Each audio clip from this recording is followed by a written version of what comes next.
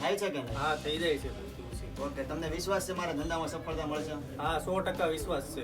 દીપડા આવે ચેતનભાઈ તો આ કાકા અહીંયા બેઠા છે. કેટલા જીગર વાળા કાકા છે.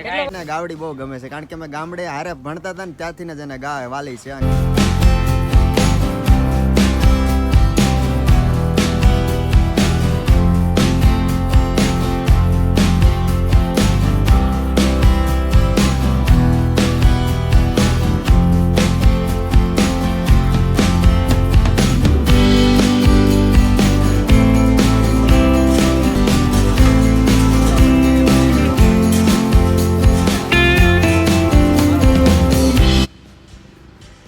આપણે ઉભા હનુમાનજી દાદાના સાનિધ્યમાં જઈને ત્યારે રોડ ઉપરથી હાલતા હોય ત્યારે બંને બાજુ જંગલ આવે છે અને વચમાં જ ખાલી રસ્તો હોય છે.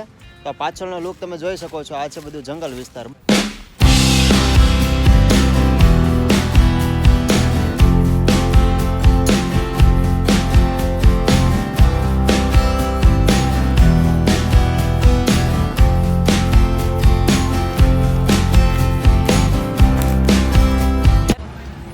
સિંહ વધારે હોય કે દીપડા?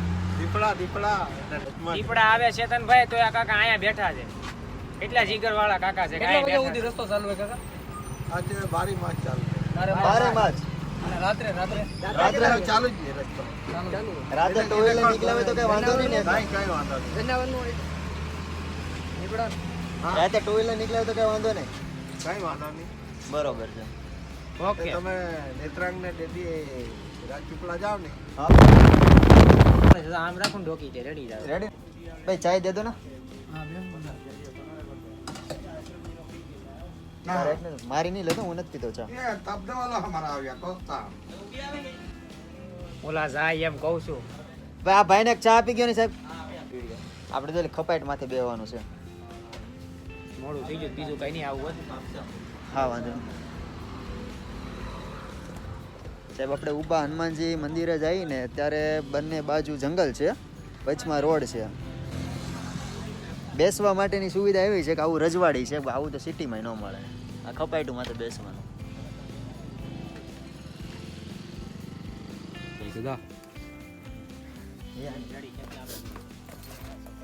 ચા હારી છો? ચા મસ્ત છે.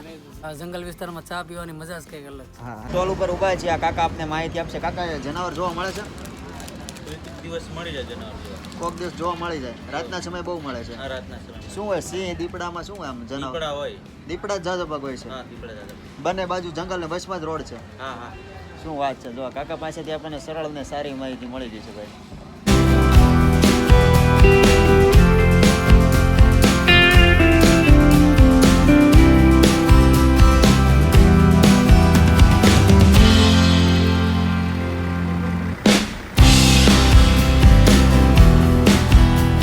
આપણે પહોંચી ગયા છીએ અત્યારે શ્રી ઉભા હનુમાનજી મંદિરે. 1 કિલોમીટર ઉભા હનુમાનજી મંદિર આગું હોય ને ત્યારેથી રફ રસ્તો આવી જાય છે. એટલે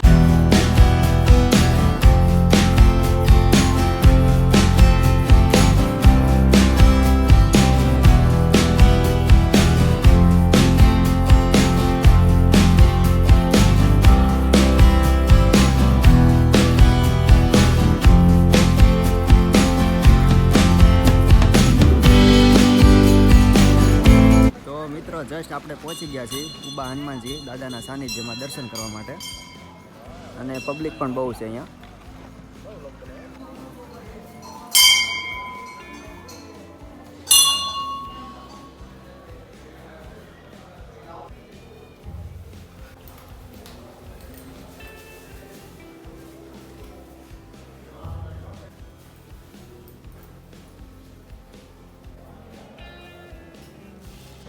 તો આજે આપણે આવી ગયા છીએ ઉભા હનુમાનજી દાદાના સાનિધ્યમાં દર્શન કરવા માટે. અહીંયા ઘણા લોકો દાદાના દર્શન કરવા માટે આવે છે.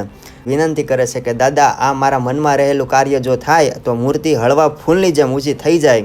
જો મૂર્તિ ઊંચી થઈ જાય હળવા ફૂલની જેમ તો માનવાનું કે આપણું કાર્ય એ થવાનું છે. અને કદાચ મૂર્તિ ઊંચી ન થાય તો એ આપણા કામમાં સફળતા નથી એવું માનવું. ઉભા હનુમાનજી દાદાના સાનિધ્યમાં ઘણા લોકો દાદાના દર્શન કરવા માટે આવે છે અને અહીંયા પણ ભીડ જામે છે.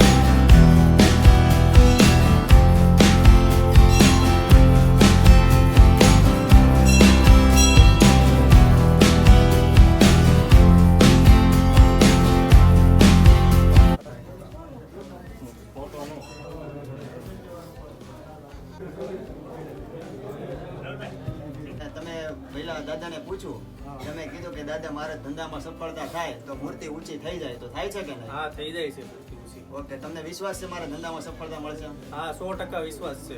ઓકે, વાહ ભાઈ વાહ, સરસ. જય ઉભા. જય ઉભાન. તો મિત્રો આપણે આવ્યા છીએ ઉભા હનુમાનજી દાદાના સાનિધ્યમાં. અમે આવ્યા છીએ સુરતથી અત્યારે, અને દાદાની 21 કિલોની મૂર્તિ છે. જો તમારી મનોકામના તમે કયો અને જો સફળ થવાના હો તો આ મૂર્તિ ઓછી થઈ જાય છે. હું પૂછું છું કે હે દાદા, આ મારો મિત્ર છે અને જો ટેક્સટાઇલમાં સફળતા હોય તો આ મૂર્તિ હળવા ફૂલની જેમ ઓછી થઈ જાય.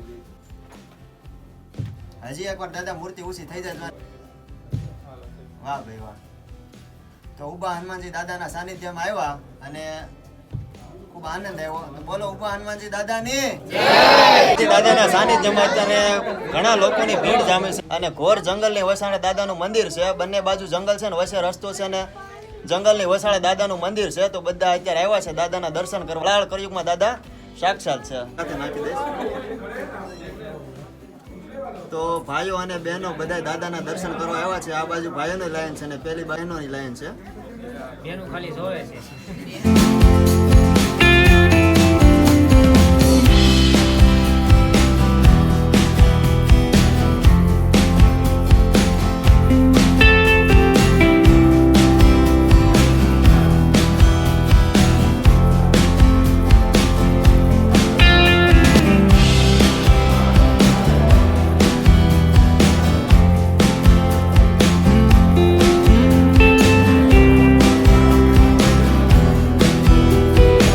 તમે મકાન તો ઘણા બધા જોયા છે. તમે આવા મકાન કોઈ દી જોયા છે? આપણે ગામડે ઘણા મકાન જોયા છે. આ મકાન કેવા છે ખબર છે તમને? વાંસથી ફરતી પટ્ટીઓ છે ને એની માથે ગારો લગાવેલ છે. સરસ મજાના મકાન છે. બોલો, તમે આવા મકાન કોઈ દી જોયા છે? મેં તો પહેલી વાર જોયા છે. ભણતા ને ત્યારે પાઠ્યપુસ્તકમાં આવા મકાન આવતા હતા. ભાઈ, એક પાડી છે, એક વાછડી છે.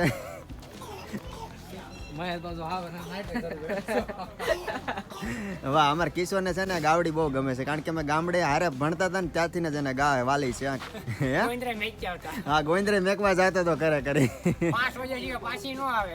સાચી વાત છે કા?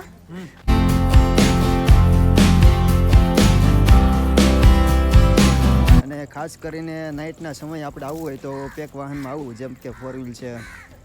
તો મિત્રો તમને ખબર છે આપણે ઉભા હનુમાન દાદાના મંદિરે દર્શન કરવા માટે ગયા હતા, ત્યારે વળતા આપણે ઘરે આવતા હતા ને ગોળની ફેક્ટરી હતી, એટલે કાંઈ ગળ કઈ રીતે બનાવે. તો હાલો આપણે જોઈએ ગળ કઈ રીતે બનાવે.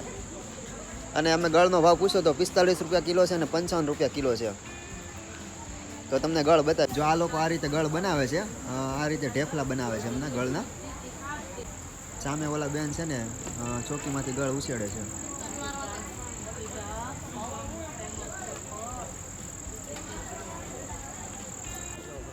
જે શેરડીનો રસ આવે છે પેલા કુંડામાં આવે છે, પેલા કુંડામાંથી આવે છે આ બીજા કુંડામાં, અને આ બીજા કુંડામાંથી ઉપરનો જે ભાગ છે ને મેલવાળો, એ લોકો ઓલે અલગથી લઈ લે છે, તારવી લે છે. અને આ આવે છે ત્રીજો કુંડો, અને ત્રીજા કુંડામાંથી આવે છે ચોથો કુંડો. ચોથા કુંડામાંથી છે ને કમ્પલસરી ગળ કમ્પ્લીટ બની જાય છે. અહીંયા છે આ ગળની ફેક્ટરી, આ ગળ બનાવે છે આ લોકો. આપણે ફેક્ટરીમાં આવ્યા છે તો ગળ તો લઈને ઘરે જવું જ પડે ને. અમારે શેતાને લીધો છે એક ડબ્બો ગળ. કાકા એક ડબ્બો મને પણ આપી ગયો ને? હા, ક્યાં સામે છે ને? હા,